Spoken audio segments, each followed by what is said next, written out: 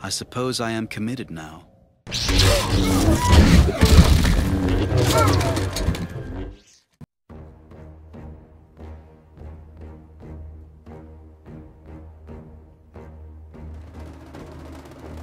Formerly the Jedi hero Anakin Skywalker, Darth Vader was the Sith apprentice of Darth Sidious and was easily the greatest Jedi killer of all time, spearheading the sack of the Jedi Temple. However, during a duel with his former Jedi Master, Obi-Wan Kenobi, Vader suffered severe injuries, necessitating extensive cybernetic refit to keep him alive. His physical and force-based abilities were severely hampered, the weight of the prosthetics compromising his agility, and the lack of living tissue, preventing the force from properly flowing through his body. Despite his disadvantages, Vader adapted quickly, becoming the enforcer of the newly minted Emperor Palpatine. Darth Vader was finally beaten in 4 ABY by his own son, Luke Skywalker. However, Luke spared his life, rejecting the dark side of the Force and prompting Palpatine's wrath. Vader stepped in to defend his son, killing Palpatine, but suffering fatal damage to his cybernetics, which resulted in his death.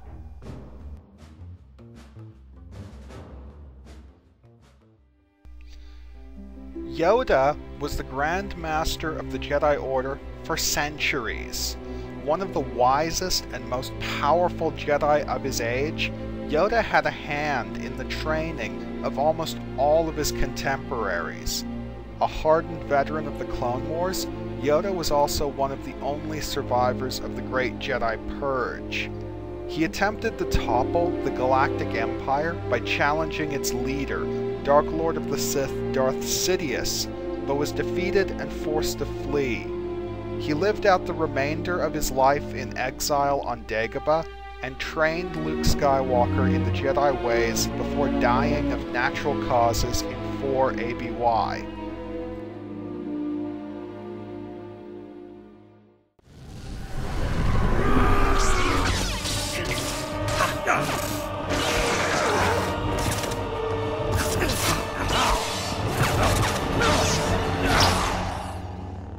Darth Vader was a lightsaber prodigy at a very young age, and was one of the most renowned Jedi swordsmen and warriors prior to his fall. Vader was a high-level master of the Djem-So lightsaber style, a variation on the Xian style that focused on lightsaber dueling and brute strength. A highly creative fighter, Vader mixed and matched forms, including elements of all lightsaber forms in a personalized hybrid built around Djem-So, with Makashi, Sarisu, Ataru, and Xian all featuring heavily. Thanks to Djem-So's focus on brute force, which put Vader's cybernetically augmented strength to good use, Vader was an overwhelmingly powerful fighter, and even his most casual moves had the potential to stagger opponents.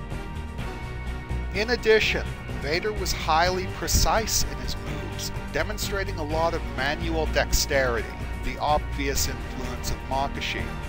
These focuses on strength and precision helped compensate for Vader's hampered mobility, a consequence of the heavy armor and prosthesis built into his body. Now, in previous videos dealing with Vader, my mention of Vader's hampered mobility seems to have given you all the idea that Vader is some immovable rock who's easy to outmaneuver. However, when examining Vader's combat performance and his track record, this idea just doesn't hold water. Vader has successfully engaged opponents who are more agile than him multiple times before, and has held his own against multiple duelists with little effort. And on that note, Vader is highly effective against multiple opponents and groups. He is also quite skilled at blast deflection, and even has some skill as a marksman, wielding a blaster rifle as a secondary weapon, though obviously he prefers to avoid doing so due to his ingrained distaste for blasters. And on the topic of secondary weapons, Vader had trained with and applied dual blade combat as a Jedi, going so far as to study Nyman to further develop his skills in this type of combat. However, he has never applied dual blade fencing in live combat as a Sith Lord, clearly preferring to use a single blade. Vader was also a highly capable unarmed fighter. Initially, his skills in this area were due primarily to his cybernetics, a guy with metal hands having obvious advantages when fist fighting, though he gradually developed a sophisticated bare-handed fighting method. A tactical genius, Vader understands when to cut loose and plow through his opponents, and when to hold back and settle in for the long haul. Vader has learned from the examples of both of his masters, understanding that a fight is never a goal in itself. Sometimes it is simply a distraction from the true goal, and best countered with a larger distraction. Vader is especially talented at the larger distraction end of things, and many of his most successful battles have been deep and far-reaching psychological manipulations. Terror is a weapon that Vader wields with practiced ease, and his accomplishments mark him as a master of the Sith Dun Mosh technique. In keeping with this, Vader is highly skilled at chaining force-based attacks into his lightsaber sequences, thrashing his opponents with anything not bolted down in terrifying displays of power, sometimes while simultaneously attacking them with his lightsaber.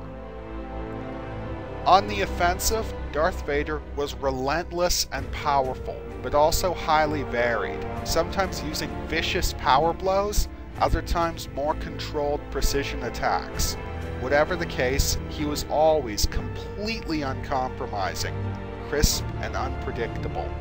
His defense was strong, thanks to Djemso's focus on defense and immediate counterattack.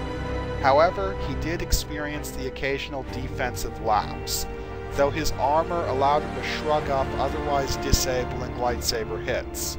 Overall, Vader demonstrated a strong and efficient technique. Though he lacked mobility, he more than made up for this through tactical ingenuity.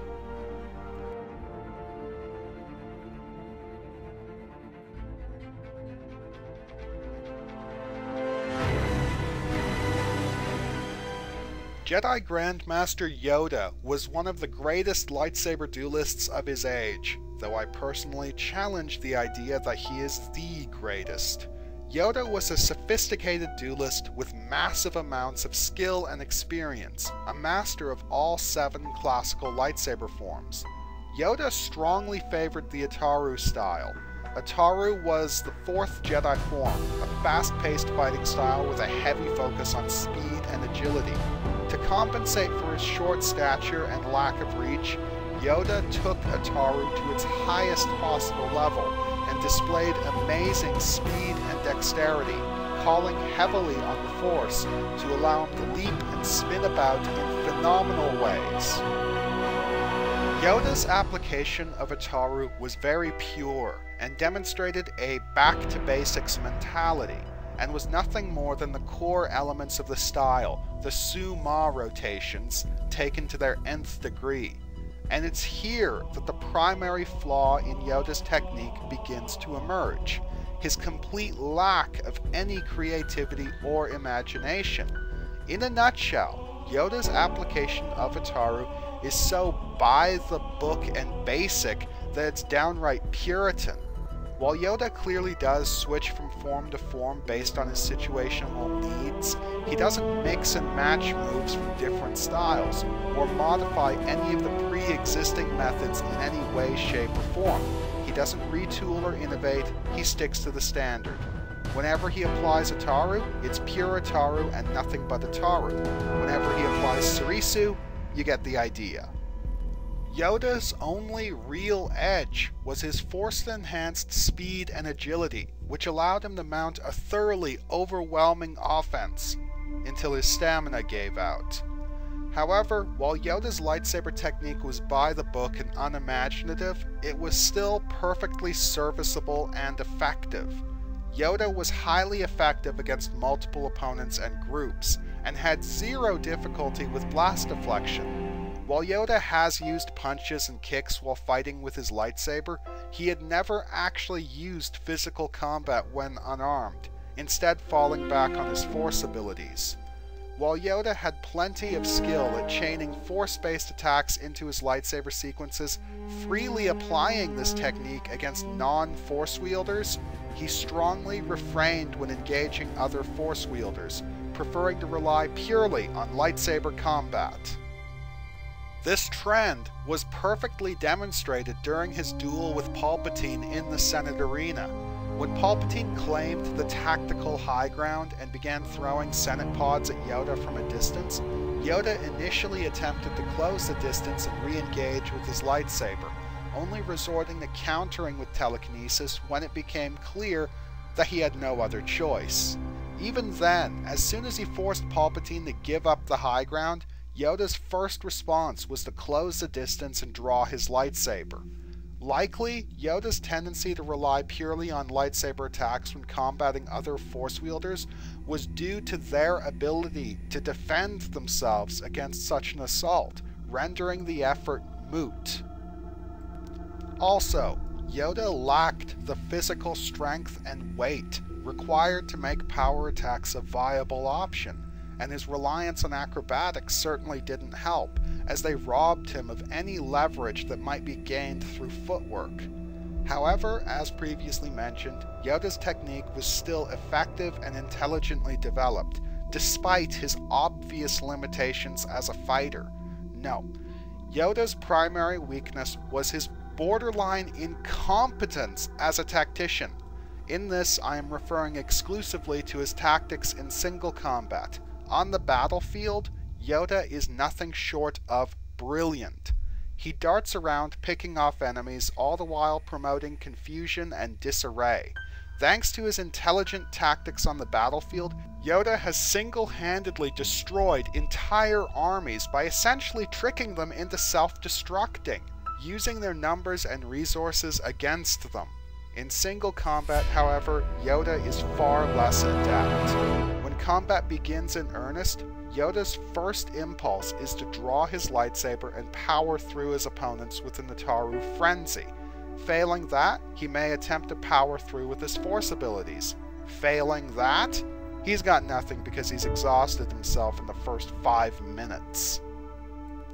Powering through his opponents was Yoda's first, last, and only response, and as a result he was extremely predictable. Easily the only reason for Yoda's success rate was his overwhelming power in the Force, which allowed him to crush all but the most elite of opponents. Because of this, Yoda never had any incentive to develop his technique or his tactics beyond the basics that he has so thoroughly mastered, simply because these basics have never failed him. Whenever on the offensive, which was most of the time, Yoda was absolutely overwhelming, striking with the supernatural strength and speed afforded to him by the Force. However, he could only keep up this assault for a relatively short time before tiring. Defensively, he was minimalist in his moves, relying on subtle dodges and efficient parries, backed up by the fact that he was such a small target. Quite a powerful defense, easily a match for Obi-Wan Kenobi's Surisu-style defense. It's a shame that Yoda doesn't make greater use of it. On the whole, Yoda's technique was extremely limited but serviceable, though his tactics were practically non-existent. Yoda is a grade A example of victory disease.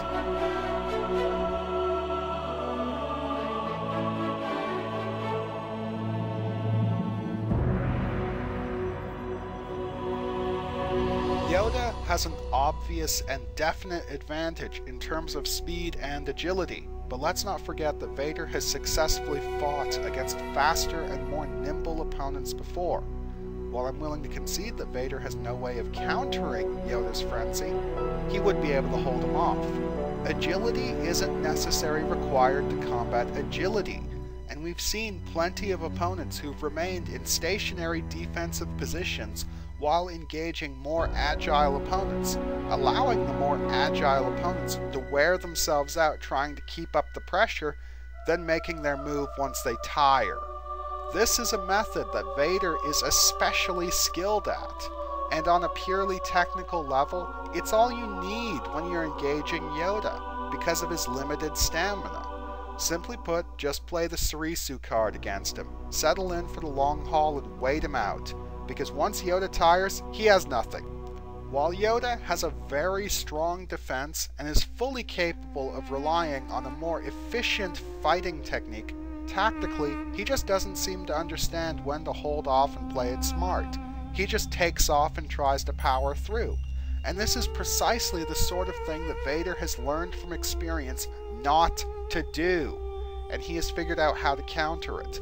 Granted, Vader's capabilities in this regard aren't 100% effective all the time, and he has succumbed to brute force offenses before, but that's for a different video. And on the topic of actual brute force, Yoda just can't summon the necessary levels of physical strength to actually force his way through Vader's guard. I'm not saying he wouldn't be able to hold off Vader's power attacks, seeing as Yoda has held off committed power blows from individuals twice his size before, but he wouldn't be able to respond in kind. Vader also has an additional edge in the variety of methods that he has spent years developing. For starters, Vader has applied advanced and powerful telekinetic attacks against enemies while simultaneously attacking them with his lightsaber, something that Yoda has never quite pulled off. Yoda is very purist in how he does things. He's either relying purely on lightsaber combat or purely on his force abilities. He's never mixing and matching them. Essentially, Yoda's primary weakness is that he is a true one-trick pony. His number one tactic in a lightsaber duel is to power through his opponents with a barrage of lightsaber attacks and try to take him down as fast as he can. And all of his skills are devoted to this tactic. He may be able to put up an efficient and damn near impenetrable defense, but this doesn't mean anything when he is devoting everything 100% to attacking. And now we are back at the beginning, with Yoda keeping up the pressure, but Vader holding out and waiting out. Darth Vader gets the edge as a martial artist.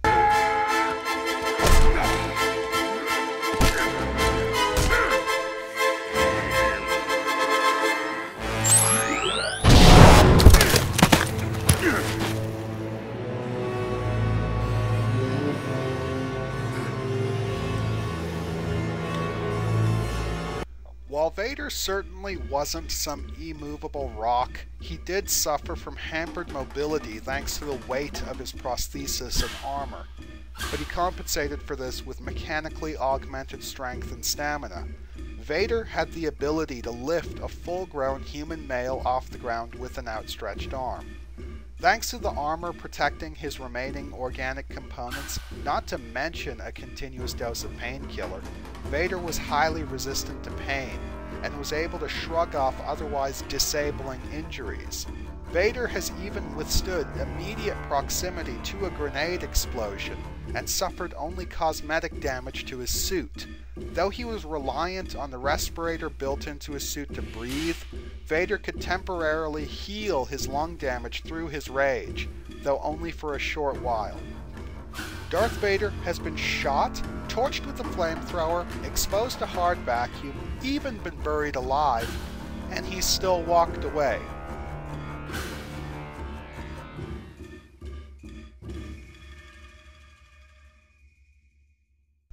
While Yoda is a member of an extremely long-lived species, he is still near the end of his life, and is accordingly saddled with many of the infirmities of old age. He suffers from crippling arthritis and joint pain, and experiences noticeable difficulty when walking, demonstrating an irregular limping gait, and relying heavily on his cane to maintain his mobility. In addition, he is of extremely short stature, which makes him a small target. It also drastically limits his reach and leverage. Yoda is heavily reliant on the Force Valor ability to compensate for his physical shortcomings, though this reliance negatively affects his stamina. It's the same sort of idea as pumping nitrous oxide through a car engine. Your car runs faster, but the engine wears out more quickly.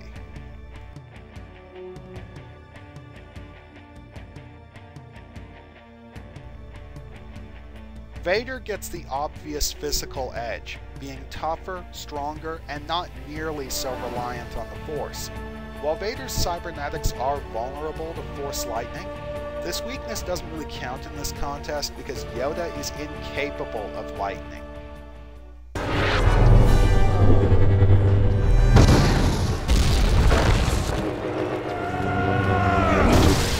Despite the detriments imposed on him by his extensive cybernetics and consequently diminished Force abilities, Darth Vader remained a powerful Darksider. Even with his armor and cybernetics hampering his mobility, Vader's speed and reflexes were still superhuman, and when he needed to, he could briefly overcome his physical deficiencies through judicious applications of Force speed. His telekinetic skills were highly advanced, and he has been shown incorporating such attacks into his lightsaber sequences, a technique heavily informed by his knowledge of the Sith Dun Mosh tactic. One of Vader's preferred methods of killing was telekinetic strangulation, and he has even been known to use this against Jedi, breaking through their Force shields and choking them out.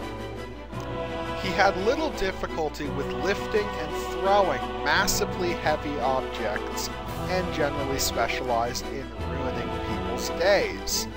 Vader's telepathic skills were also extremely advanced, and he has been able to contact and probe the minds of numerous subjects, even Force wielders, both willing and unwilling. Vader has even telepathically assaulted enemies before, freezing them in place while he finished them. Due to his prosthetic arms, Vader was incapable of utilizing Force lightning, and any attempt to do so would only cause it to backfire on him. He compensated for this with the obscure ability known as Kinetite, a blast of pure, glowing kinetic energy. However, he has only exhibited this ability once, while in close proximity to the Kyber crystal, an artifact that empowers Force wielders. Vader had also used Sith magic to turn a subject into a Rakghoul monster, though he only did this once, and was again in close proximity to another Force-boosting artifact, the Mur Talisman. Neither Kinetite nor Sith magic are likely to come into play, as Vader is in possession of neither the Kyber crystal nor the Mur Talisman. Vader is also capable of using Tuta Minis to absorb and deflect blaster bolts with his hand. On the whole, while the scope of Vader's abilities were relatively limited by his cybernetics, and most energy-based attacks were impossible for him to execute, his applications of the abilities that he did have at his disposal were extremely fluid and varied. Vader had a lot of practice at using the Force in situ, when conditions are not perfect and there are plenty of distractions. Simply being Darth Vader is a distraction unto itself.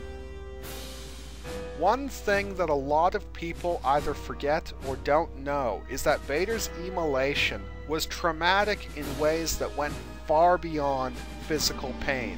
He was crippled in every sense of the word.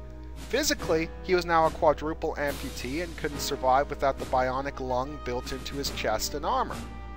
And then consider that because most of his nerve endings were fried, and because his eyeballs were exposed to intense heat and his eardrums were melted, all of his senses were basically dead.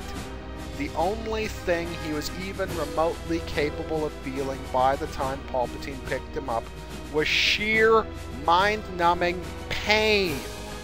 And even in the armor, pumped full of chemical painkillers 24/7, he still experienced almost constant torment. Every second of every day as Darth Vader is endless torture. But all of this is nothing compared to how it affected his ability to sense and use the Force. The novel Star Wars The Clone Wars Wild Space has a scene where Ahsoka Tano looks at Anakin Skywalker and tries to imagine what it's like to be him in a very physical sense. The thing she fixated on was his prosthetic arm, and this is where we learn something about how Force wielders live and feel.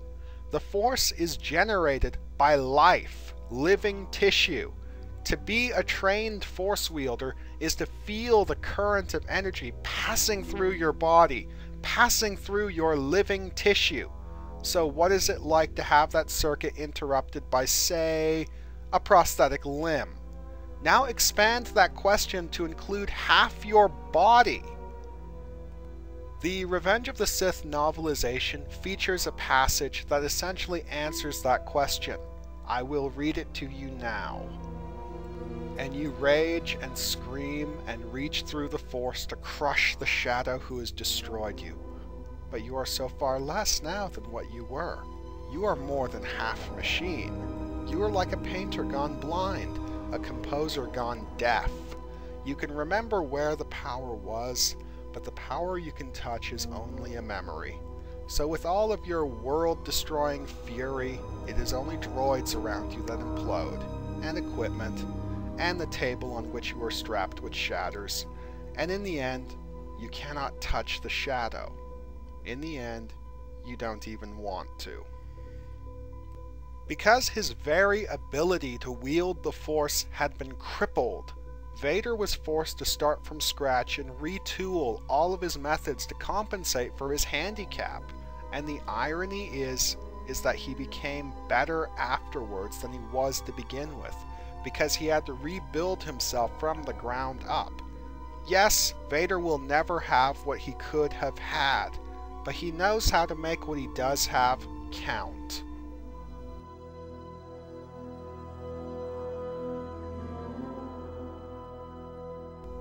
Jedi Grandmaster Yoda was considered the greatest master of the Force of his day, and had over 800 years of experience as a Force wielder. One of Yoda's most visible powers was his application of Force Valor, which allowed him to empower his body and overcome his physical limitations, demonstrating superhuman speed, strength, and agility. This ability is strongly tied to his lightsaber skills, with such physical augmentation being one of the basic prerequisites for the Ataru style. However, Yoda's application of this ability was not unlimited. Perhaps the best allegory for this power is pumping nitrous oxide through a car engine. Your car goes faster, but the engine wears out more quickly. In the case of Yoda, his reliance on this power compromises his stamina, and he was only able to keep fighting for a relatively limited period of time. Yoda's telekinetic abilities were also highly advanced, and he was able to move and manipulate extremely large objects seemingly with no upper limit. However, while he can lift individual objects of almost any size, he seems to be limited in the number of objects he can manipulate at any one time. Since he passed age 700, he has only been able to lift 5 of the 6 Montur stones while in meditation, each of the stones weighing several tons. However, while he is limited in the number of heavy objects he can influence, he throws about smaller ones with consummate ease, and when given time to focus and concentrate, he has even influenced hundreds at a time. During the Battle of Coruscant, he forced entire ranks of droids back into their transports before forcing the transports themselves to collide with one another. Yoda's combative applications of telekinesis were also powerful and overwhelming, and he has used powerful force waves to destroy entire armies. He was even able to catch Darth Sidious off guard with a powerful force push. However, Yoda's combative powers are partly compromised by his need to pause for a moment to gather his energies. He isn't able to unleash rapid-fire telekinetic blasts, and is fairly staid in his execution. Yoda's telepathic abilities were also extremely advanced, and he had little difficulty mind-tricking specific targets, and has even influenced the memories of subjects, among other things erasing their knowledge of his own existence. The absolute pinnacle of Yoda's telepathic ability was the battle meditation, which allowed him to affect the outcome of entire battles by bolstering the morale of his allies while demoralizing the enemy. Yoda was also capable of the Tutaminis ability, deflecting, absorbing, and redirecting Force Lightning, among other things. On the whole, Yoda has a massive amount of magnitude and has mastery of several arcane and rarely seen techniques, but is partly undone by his need to concentrate and gather his energies. The problem with Yoda is that all of his efforts are effectively devoted to his quest for enlightenment, so he spends most of his time communing with the Force while in meditation. Since all of Yoda's applications of the Force on his own time are done while in this state, he's used to always having time to concentrate and gather his energies, and being free from distraction. As a result, his ability to use the Force in situ is hampered by the fact that he just doesn't have the limitless energy and freedom from distraction that he's used to having. In a nutshell, Yoda's problem is that he's too much the armchair academic Force wielder. As a result of always having it easy, his applications are incredibly staid and unimaginative, because he always had the available energy at his disposal to simply brute force his way through whatever task he is attempting. And because he's so used to having this unlimited energy that he gets through meditation, even his more minor powers call for a lot of concentration and effort. He can't surprise his foes. His only edge is his ability to overwhelm through sheer magnitude.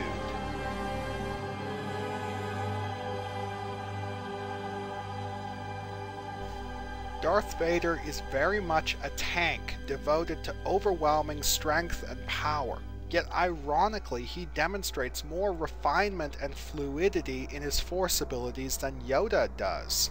Yoda clearly beats Vader's shiny metal ass in terms of sheer magnitude, yet most of his applications of the Force, especially those that would be required to take down Vader, require lengthy concentration to execute, and this is something he wouldn't have time for in a pitched battle. Vader, on the other hand, can keep up powerful wavefront telekinetic assaults with relatively little effort, even continuing to attack with his lightsaber in the midst of such offensives. While Yoda is clearly the greater Force wielder in terms of knowledge and magnitude, Vader has greater fluidity and refinement, and as a result, greater combat effectiveness. Darth Vader gets the edge as a Force wielder.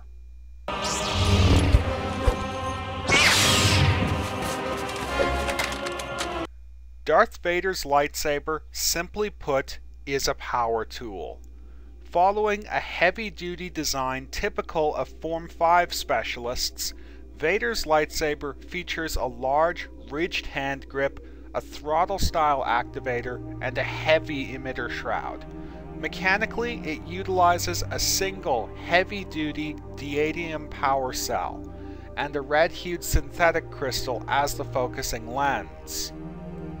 The lightsaber includes a dual-phase function, allowing Vader to switch back and forth between two preset blade lengths with the flip of a switch.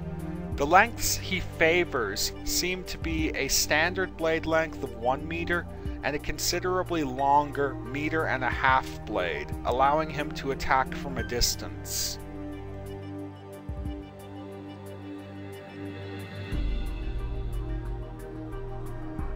Yoda wields a lightsaber Shoto, or short sword, which, for someone of his height, is a standard-sized weapon. His lightsaber is absolutely ancient, though aesthetically, its design is quite contemporary.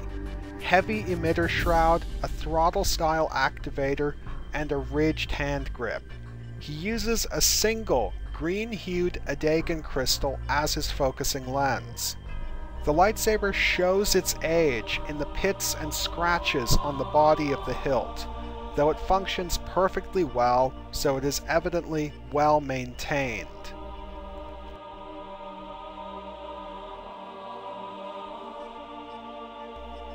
Even were Yoda capable of wielding a standard lightsaber, I would still give Vader's weapon the edge because of the dual phase function.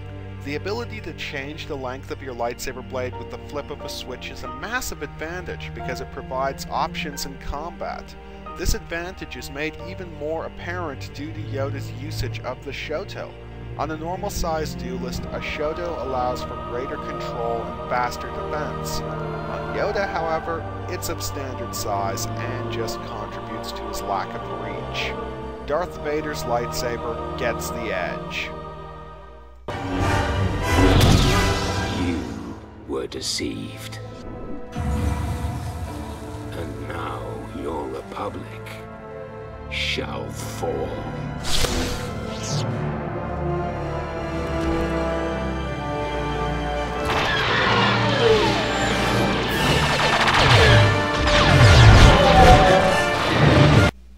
And now, the verdict. I think you all know which way I'm going with this, the contrarian ideal. To sum it all up, Yoda can't take Vader. Now don't get me wrong, despite the massive flaws in Yoda's technique, the lack of creativity in his moves, his poor stamina, the lack of any leverage or power, his method is still serviceable and could be effective against Vader if applied properly. No. Yoda's primary weakness is his overcommitment to offense ahead of tactical ingenuity. Despite being a strategic genius in any other situation, in single combat he will always attempt to simply power through his opponents, and as a result he is extremely predictable, and his tactical errors completely undo what could otherwise be a reasonably effective fighting method. While Yoda is capable of mounting a highly efficient and impenetrable defense, he never does. He will always rely, first and foremost, on offense. And due to the flamboyant nature of his offensive technique, i.e. Ataru, coupled with Yoda's physical weakness, requiring heavy reliance on the Force to do much of anything, his stamina is shit. He can only keep fighting for a few minutes at a stretch, and once he tires, his only remaining option is usually to make himself scarce. And we haven't even addressed the limitations inherent to his Force abilities yet. Yoda is clearly a master of the Force with great understanding and power, and is definitely further along the road to enlightenment than Vader. However, I'm not gauging spiritual integrity or inner clarity. I am gauging combat effectiveness. And as a combative Force wielder, Yoda is rife with limitations. Simply put, he is too much the academic, used to the perfect conditions that one would find in the meditation chamber. He is used to having time to concentrate and gather his energies, and as a result experiences clear difficulty when it comes to pulling Force abilities out of his sleeve without warning. Granted, he can do some quite sophisticated and amazing things when given time to concentrate. Without that time, even a simple Force push is a serious effort on Yoda's part. And when we turn our gaze to Darth Vader, we see a different package entirely.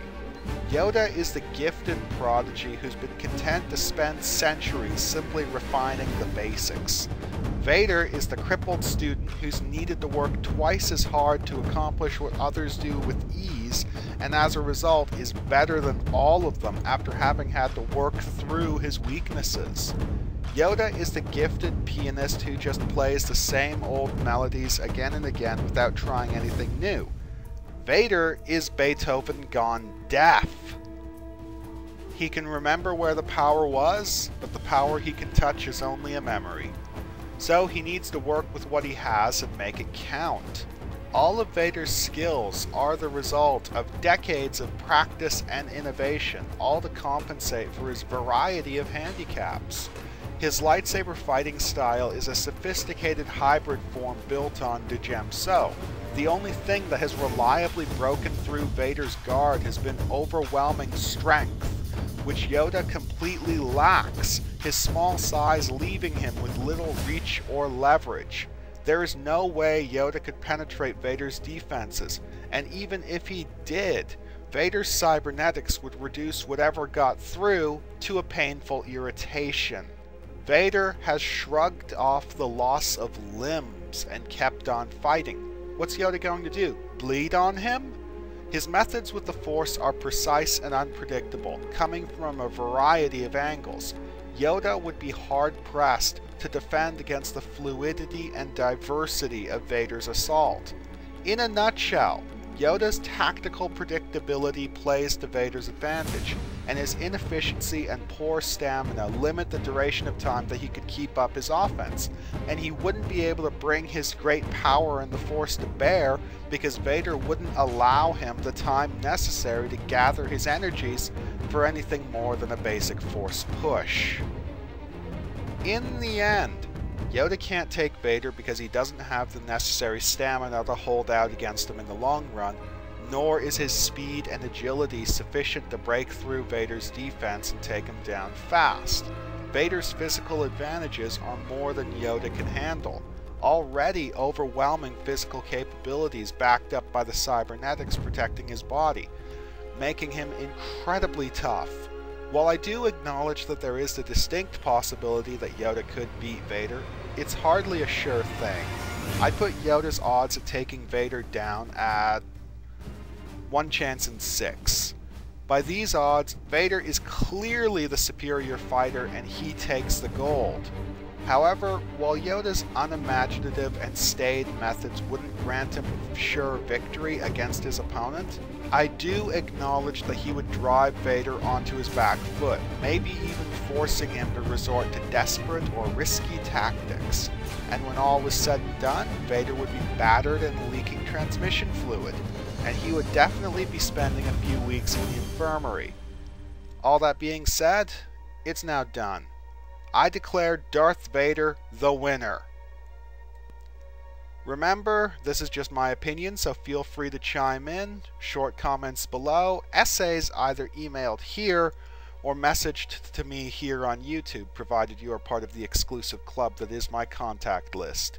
This is Gensare, the Nerd Rage Ranter, signing off.